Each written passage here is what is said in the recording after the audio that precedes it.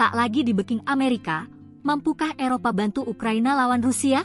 Presiden Amerika Serikat Donald Trump telah mengisyaratkan tidak akan mengerahkan pasukan ke Kiev untuk membantu perang Ukraina melawan Rusia. Dia ingin perang segera diakhiri karena sudah menyedot banyak uang Amerika yang dialirkan ke Kiev sebagai bantuan militer. Berbeda halnya dengan negara-negara NATO di Eropa yang tetap ingin mengerahkan pasukan ke Ukraina, meskipun dengan dalih sebagai pasukan penjaga perdamaian. Rusia menentang rencana negara-negara Eropa tersebut, mengancam menjadikannya sebagai target perang.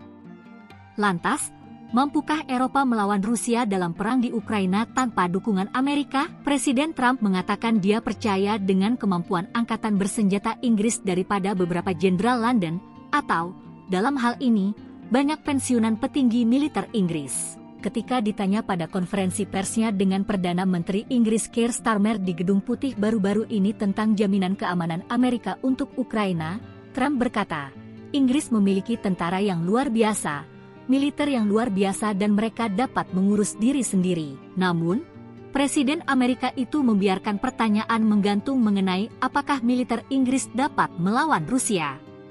Di depan umum, perwira senior militer Amerika dengan cepat memuji profesionalisme angkatan bersenjata Inggris.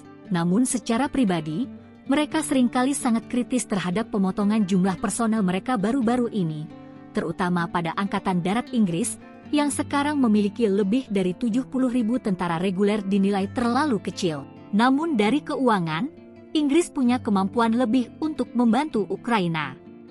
Menteri Keuangan Inggris Rachel Reeves menandatangani perjanjian pinjaman sebesar 2,26 miliar pound sterling, 47 triliun rupiah, untuk Ukraina pada Sabtu, 1 Maret 2025. Pinjaman tersebut akan dibayar kembali dengan keuntungan yang dikumpulkan dari aset Rusia yang dibekukan.